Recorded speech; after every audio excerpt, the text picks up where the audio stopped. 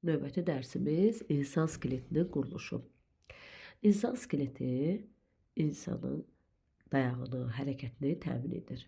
Biz bundan əvvəlki dərsdə qeyd etmişdik ki, dayaq hərəkət aparatını sümük və əzələ sistemi birlikdə təşkil edir və insan skeleti də bir çox hərəkətlərin yerinə yetirilməsində rol oynayır. Müxtəlif hərəkətlərin, gündəlik fəaliyyətlərimizin işin icrası demək olar ki, biz bütün işlərimizi insan skeletin vasitəsilə həyata keçiririk. Əzələ sisteminin köməyi ilə. Burada deməli insan skeletində insanın hərəkəti təsvir olunub və yazılıb ki, insan skeletində hansı növ sümük birləşmələri var. Gəlin, bundan əvvəlki dərslərdə qeyd etmişdim. İnsan skeletində 3 növ sümük birləşməsi var. Hərəkətli, hərəkətsiz və yarım hərəkətli sümük birləşmələri. Sizcə insan skeleti hansı hissələrdən təşkil olunub? İnsan skeleti baş, gövdə və ətraflardan təşkil olunub. Və fəaliyyətdə burada oynaqlarda hərəkət növləri təsvir olunub. Burada insan skeletində müəyyən bənzətmələr var birləşdiyi yerlərdən. Yazıb ki, cədvəldə verilmiş oynaqların hansı istiqamətlərdə hərəkət etdiyini müəyyən edin və gündəlik həyatdan nümunə göstərin. Biz belə deyək də, oynaq nədir? Gəlin birinci bu suala cavab verək. Sümüklərin hərəkətli birləşmələri oynaq adlanır. Məsələn, bud oynaqları var, dirsək oynağı var, diz oynaqları var. Yəni, bunların hansı bizim bədənimizdə, yəni skeletimizdə daha doğrusu, hansı sümüklər ki, hərəkətlidir, onlara biz oynaq adını vermişik, belə deyək də, oynaq deyilir onlara. Oynaqları əmələ gətirən sümüklərin səthləri də bir-birinə uyğun olmalıdır ki, hərəkət zamanı, yəni onlar mümkün olsun. Kürə şəkilli oynaqda birləşən sümüklərin birində adətən çuxur olur. Buna da oynaq çuxuru deyirlər. Digər hissədə isə formaca ona uyğun olan o biri sümüyün başı olur ki, həmin oynaq çuxuruna digər sümüyün başı girir. Oynaq çuxuru və sümüyün başı parlaq qığırdaq qatı ilə örtülüdür. Həmin hərəkət zamanı ki, oynaqda sümük başının çuxurda sürüşməsini təmin edir və nəticədə hərəkət yaranır. Oynağı əmələ gətirən sümüklər möhkəm bağlarla bir-birinə bağlanmışdır. Oynağın da üzərini oynaq kisəsi örtür.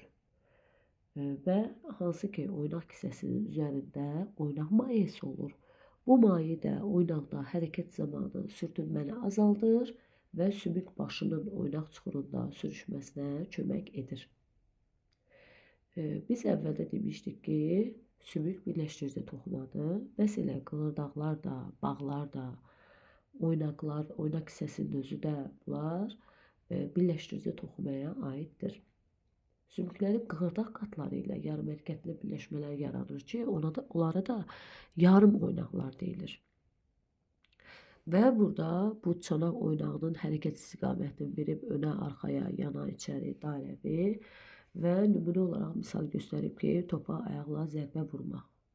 Məsələn, dirsək oynağında dirsək nahiyəsində olan sümük birləşmə, uzun borlu sümüklərin birləşdiyi yer hərəkət mənasında göstərilib. Hərəkətli nahiyəsi daha doğrusu. Orada da elə önə, arxaya, yana, içəri, dairəvi hərəkətlər mümkündür və nümunə olaraq məsələn, tutaq ki, əlimizdən nəyisə tuturuq, kitabı qaldırırıq, qoyuruq, qolumuzu bükürük, açırıq. Məsələn, biz bunu deyə bilərik. Dirsək oynağında dedim, çiyin oynağında da həmçinin dairəvi hərəkətlər ola bilər, önə hərəkət, yana hərəkət, içəri hərəkət ola bilər.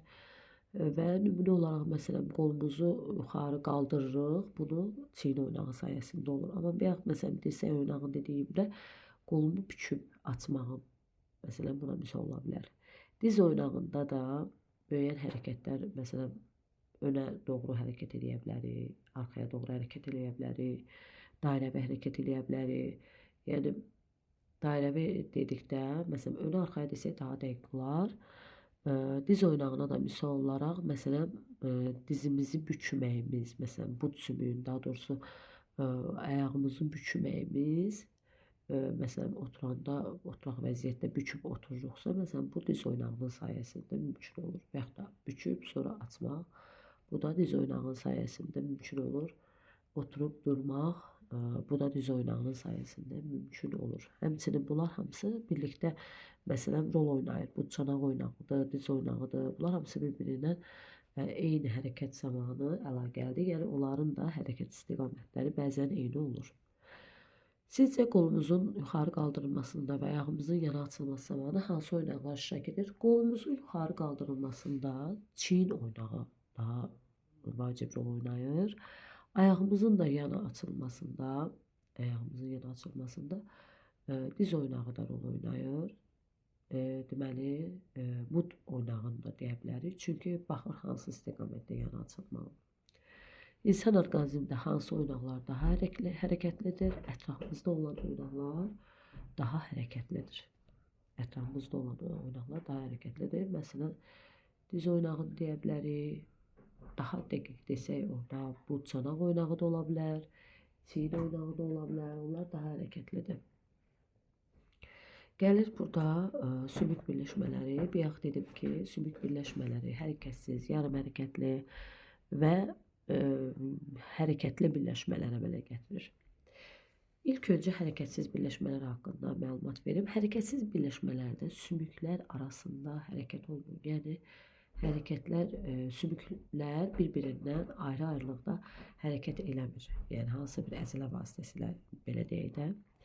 Kəllə qapağı sümükləri bir-biri ilə tikişlər vasitəsilə birləşmişdir və eləcə də çanaq sümükləri tikişlər vasitəsilə hərəkətsiz birləşmişdir. 2 dənə çanaq sümüyü var ki, onlar da bir-birindən tikiş vasitəsilə birləşib.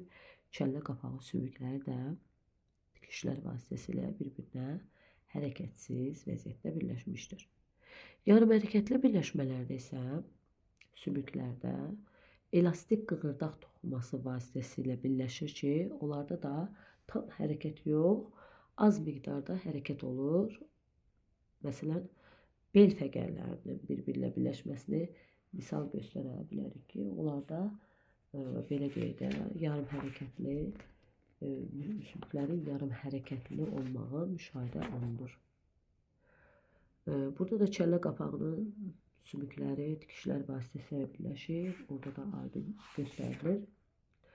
Sonra burada ümumiyyətlə onurğada olan fəqərlərin əksəriyyəti bir-biri ilə yarım hərəkətli şəkildə birləşib. Yəni, onurğa fəqərləri, bel fəqərlərində deyə bilərik, bunlara döş fəqərlərində deyə bilərik. Bir dənə onurğanın birinci sümüyü, birinci fəqərəsi daha doğrusu hərəkətli birləşib, digərləri isə yarım hərəkətli və hərəkətsiz birləşmələr əmələ gətiriblər.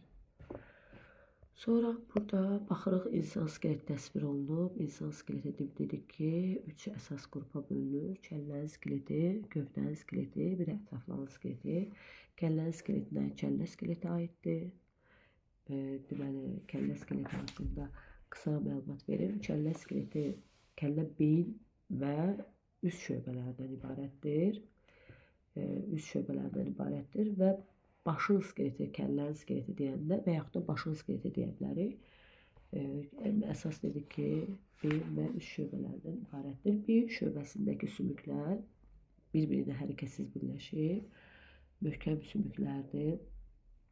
Bunlara aiddir. Digər şəkildə bunu göstərsəm, daha aydın olar kəllənin skeletində.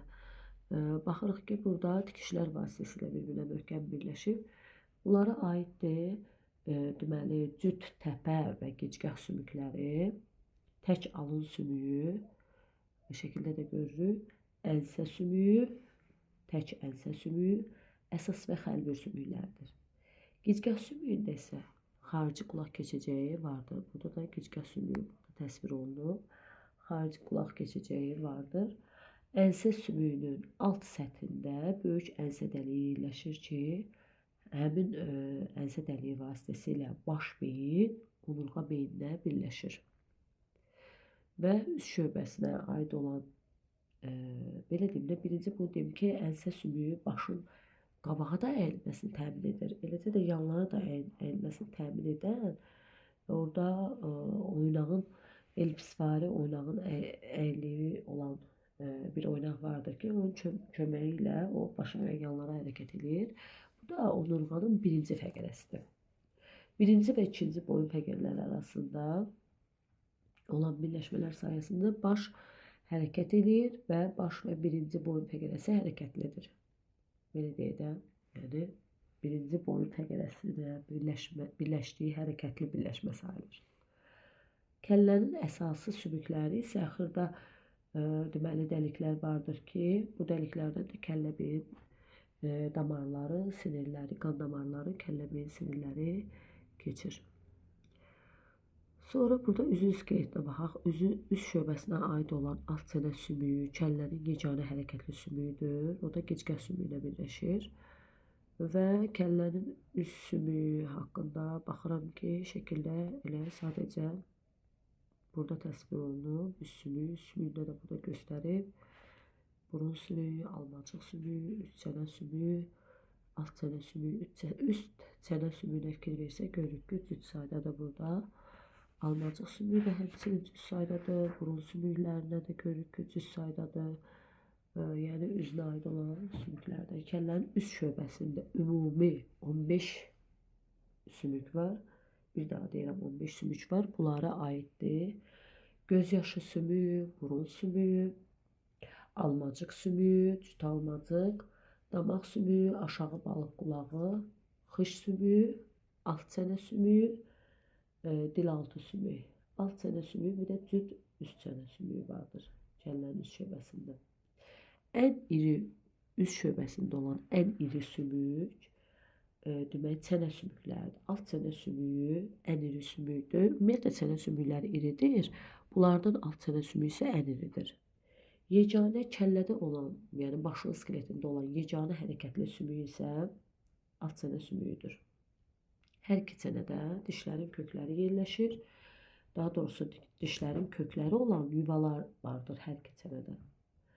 Ümumilikdə deyirik ki, kəllədə cəmi 23 sümük var. 23 sümük insan kəlləsində. Yəni bunlardan da 15'i olur üst şöbəsinə aid olan sümüklər. Amma belə yəni xırdalıqları nəzərə alsaq, başda 29 sümük deyirik. Yəni burada niyə görə 23-lə 29 ayırdım? Çünki 6 dənə eşitmə sümükləri vardır ki, onlar başın skeletinə aid gedmir də, elə bir qulaqda yerləşir, orta qulaqda, həmin o eşitmə sümükləri. Onlar kəlləyə bitişi ya da nəyləsə vasitəsilə bağlı deyil. Onlar 6 dənədir, 3 sağ, 3 sol qulaqda və ümumilikdə deyəndə deyə bilərik ki, başda 29 sümük var. Amma o dediyim kimi 6 sümük başın skeleti sayılmır. Və burada bayaq izah elədiyim burada yazılıb. Düzdür, mən buna baxıb demədim. İndi bir daha təkrar buradan getmək istəmirəm. Amma burada baxırıq ki, bayaq mən danışdıqlarım burada təsvir olunub. Yenə də siz özünüz buradan təkrar danışmaq istəmirəm. Təkrar oxuyarsınız burada. Deməli, hərəkətli birləşmələr, bir daha deyirik, bot çanaq, alt çənə gicgah, kürək bazu kimi oynaqları misal göstəririk və oynaqlar bağlar vasitəsilə birləşir. Bağlar da sıx birləşdirici toxumalardan təşkil olunub. Bağlarda olan liflər daha doğrusu. Bu belə. Keçirik gövdənin skeletinə. Gövdənin skeletinə baxırıq ki, gövdənin skeletinə onurğa sütunu, döş sümüyü və qabırğalar aiddir gövdənin skeletinə. Onurğa sütunu onurğa skeletinin əsasını təşkil edir və 33-34 fəqərdən ibarətdir. Fəqərlər bir-biri ilə deməli fəqər arası qığırdaqdır, bağlardır, oynaqlar vasitəsilə birləşir. Və onların arasında qığırdaq qıtlarının olması onlara onurğaya elastiklik verir. Onurğa sütunu gördüyümüz kimi eş şəkilli quruluşa malik olub 5 şöbədən ibarətdir. Boyun, döş, bel, oma və büzdüm şöbələrindən ibarətdir.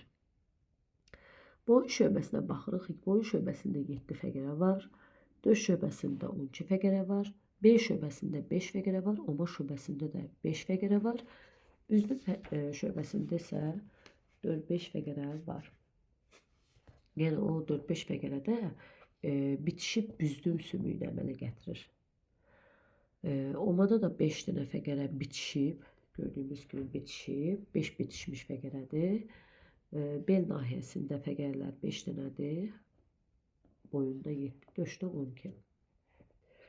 Və burada onurğa sütununda olan fəqərlərin deməli birləşməsindən onurğa sütunu təşkil fəqərlərin dəlikləri üst-üstə yığılır. Onlar onurğa kanalını əmələ gətirir və içərisində də onurğa beyni yerləşir. Hansı ki, bizim hərəkətimizdə əsas rol oynayır. Fəqərlərin də hər biri cisimdən, sümük qövsdən və bir neçə çıxıntıdan ibarətdir. Hansı ki, o fəqərə, həmin o çıxıntılara əzəllər birləşir. Fəqərin də cismi və qövsü arasında fəqərə dəliyi vardır, şəkildə də təsvir olunub. Bu dəliklər onurğa kanalını əmələ gətirir, hansı ki, onların da içindən bayaq dediyim kimi onurğa beyni keçir, onurğa beyni yerləşir. Birinci boyun fəqərəsində atlasın cismi yoxdur. Baxın, birinci boyun fəqərəsinə. Birinci boyun fəqərəsində atlasın cismi yoxdur və ənsə sümüyünün ələngə başı ilə hərəkətli birləşmə əmələ gətirir. Birinci boyun fəqərəsi. Amma digərlərində həmin o fəqərə cismi var. Məsələn, burada nə təsvir olunub? Döş fəqərəsi ilə bel fəqərəsi. Sonra deməli döş qəfəsi haqqında danışım. Döş qəfəsi skeleti 12 döş fəqərəsi, 12 cüt qabırğa və yastı döş sümüyündən təşkil olunub. 3 növ sümük birləşməsi var burada. Qabırğa, döş sümüyü və döş fəqərləri. Amma ümumilikdə gəlin hesablayaq. 24 qabırğa, 1 döş sümüyü, üstəgəl 12 döş fəqərləri cəmi edir 37 sümük. Yəni döş qəfəsi 37 sümükdən ibarətdir. Bunlarda qabırğalar qövsə bənzərdir və yastı sümüklərdir. Qabırğalar yastı qövsvarı sümüklərə malikdir. Yəni belə bu formada olan sümüklərdir. Onların arxa ucları döş fəqərləri ilə hərəkətli birləşir. Arxa ucları. 10-cu cüt qabırğa, yuxarı qabırğa vardır ki, 10-cu cüt yuxarı qabırğa. Onların ön ucları isə elastik qığırdaq vasitəsilə döş sümüyü ilə birləşir. Yəni belə deyək də, onlardan 7 cütü əsas qabırğalar sayılır, yəni həqiqi qabırğalar sayılır. 7-ci cütdən sonra olan 3 cüt qabırğalar, bunlar olur yalançı qabırğalar. Yəni 7-dən sonra 8, 9, 10, 10. Yəni 3 cüt qabırğa yalançı qabırğadır. Fikir verin, onlar qığırdaqlar vasitəsilə digər qabırğalara birləşib. Sonda olan 2 cüt qabırğa, yəni 4 dənə qabırğalar isə sərbəst qabırğalar adlanır. Onların bir ucu deməli döş fəqərlərinə birləşib, digər ucu isə sərbəstdir. Hətta qabırğalar 11-ci və 12-ci cüt qabırğalar digərlərinə baxanda qısadır və sərbəstliyi qeyd eləmişdim. Hər bir daha deyim ki, onlar qısadır. Yəni əsas biz burada nəyi bilirik? Onların həqiqi qabırğalara hansılara aid olduğu, yalançı qabırğalar hansılar oldu, bir də sərbəst qabırğalar sayları nə qədər oldu. Yəni saylarına fikir verməliyik. Sonra gəlir ətrafların skeleti. Ətrafların skeleti qurşaq və sərbəst hissədən ibarətdir. Qurşaq hissənin sümükləri ətrafların sərbəst hissəsini gövdə skeletinə birləşdirir. Deməli, ətrafların skeleti 2 hissəyə ayrılır. Yuxarı ətraflar, bir də aşağı ətraflar. Yuxarı ətrafların qurşaq hissəsinə bir cüt körpücük və bir cüt kürək sümüyü aiddir. Kürək sümükləri döş qəfəsinin arxa səthində yerləşən qabırğa və onurğa ilə birləşib. Bundan əvvəlki dərsdə də, yəni daha doğrusu mövzuda da qeyd elədik ki, kürək sümükləri yastı sümüklərdir, iri yastı sümüklərdir və onlar döş qəfəsinin arxa səthində yerləşən qabırğa və onurğa ilə birləşib əzəllər vasitəsilə. Deməli, yuxarı ətrafın qurşaq hissəsinə aid olduğu 4 dənə sümük, bir cüt körpücük, bir cüt də kürək sümüyü. Sərbəst hissəsi isə bazu, said və əl sümüklərindən ibarətdir. Said deyəndə 2 sümük növü nəzərdə tutulur, mil və dirsək. Əlin skeletinə isə əl darağı arxası, əl darağı və falanqalar aiddir. Bir daha deyirəm, həmin bu sərbəst yuxarı ətrafın skeleti çiyin qurşağına hərəkətlə birləşmişdir. Bunlar da deməli uzun boylu sümüklərə aiddir. Bazu sümüyü yalnız bir çiyin sümüyünə birləşir. Bazu sümüyü. Bazunun yuxarı hissəsi kürək sümüyünə birləşib, said sümüyü isə 2 sümükdən ibarətdir. Yəni dirsək və mil sümüyündən ibarətdir. Deməli, əlin skeleti 3 əsas sümükdən təşkil olunur. Falanqalardır, əl darağı, bir də bilək sümükləri. Yəni əl darağı arxası. Falanqaların sayı, əlimizdə olan falanqaların sayı 14 ədəddir. Əl darağı sümükləri 5 sümükdən ibarətdir, bilək sümükləri isə 8 sümükdən ibarətdir. Ümumilikdə əlin skeleti 27 sümükdən ibarətdir. Barmaq falanqalarında isə birincidən başqa barmaqlar hamısı 3 falanqadan ibarətdir. Birinci, yəni baş barmağı isə 2 falanqadan ibarətdir. Aşağı ətrafın qurşaq hissəsinin sümüklərinə isə cüt çanaq sümükləri aiddir. Cüt çanaq sümükləri arxadan onurğa sütununun oma şöbəsinə birləşib. Öndən isə bir-biri ilə hərəkətsiz birləşib. Sərbəst hissəsinə isə aiddir bud, baldır. Baldır yenə 2 hissə sümüyündən ibarətdir, qamış və inci və ayaq pəncəsi sümüklərindən ibarətdir. Baldır, dediyim kimi, qamış və inci sümüyündən ibarətdir. Bud sümüyüdür, baldır sümüyüdür. Bunlar uzun boylu sümüklərdir. Bud və qamış sümükləri, habelə kiçik diz qapağı sümüyüdür. Bunlar hərəkətli diz oynağına belə gətirir. Ayaq pəncəsi sümüyü isə hərəkətlidir və 7 qısa ayaq darağı arxası sümüklərindən, deməli, ayaq darağının 5 uzun sümüyündən və 14 barmaq falanqalarından ibarətdir. Deməli, həm əldə, həm ayaqda 14 barmaq falanqaları olur. Ayaq darağı arxası, yəni bilək sümüyü ayaqda 7 ədəddir. Əldə isə 8 sümükdən ibarətdir. Əl darağı və ayaq darağı sümüklərin sayı isə hər ikisində 5 ədəddir. Burada da şəkildə təsvir olunub çanaq sümüyü. Öndən oma şöbəsinə birləşib, arxadan bir-birinə, daha doğrusu arxadan onurğanın oma şöbəsinə birləşib, öndən bir-birinə hərəkətçi şəkildə birləşib. Burada isə sərbəst yuxarı ətrafın sümüyü, çiyin qurşağı təsvir olunub, körpücük sümüyü burada. Tanıyaq ki, körpücük sümüyü hansıdır, kürək sümüyü hansıdır, bazu sümüyüdür, said sümüyünə aiddir, mil və dirsək sümükləri. Bunları bir-bir demişəm, təkrar şəkil üzərindən də baxırıq. Darağı arxası sümüyü dediyimiz burada bilək nahiyə olan sahədir. Əl darağı da barmaqlarımız olan, daha doğrusu barmaqlarımızdan öndə olan, əlimizdə olan nahiyə. Falanqalar barmaqlarımız olan yerdir. Əl darağı və falanqalar ikisi birlikdə elədir. Bilək əl sümüklərinə aiddir. Burada da ayaqda pəncəsinə baxırıq. Ayaq darağı arxası sümükləridir. Yəni topuq nahiyəsində, topuqdan biraz aşağıda olan nahiyədə olan sümüklərdir. Ayaq darağı sümüyü, ayağımızın sümüyü, bir də falanqalar ayaq barmaqlarımızın sümükləri. Eyni olanlar nə oldu? Falanqalar hər ikisində 14 ədəddir. Başqa nə oldu? Əl darağı sümükləri hər ikisində 5 ədəddir.